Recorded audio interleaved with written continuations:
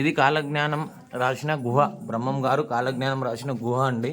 చూడండి ఫ్రెండ్స్, ఇలా మనం ట్రెక్కింగ్ చేస్తూ వెళ్ళాల్సి ఉంటుంది.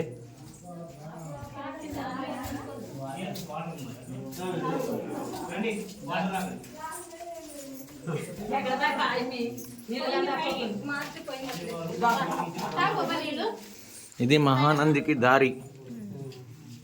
చూడండి ఫ్రెండ్స్,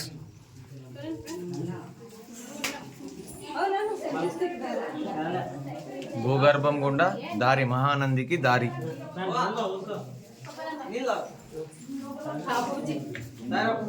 శ్రీ స్వామివారు కాలజ్ఞానం రాసిన స్థలం ఇదిగోండి. చూడండి, ఈ యాగంటికి దారి ఈ విధంగా గుహ లోపలి నుండి 14 క్షేత్రాలకు దారులు ఉండేది.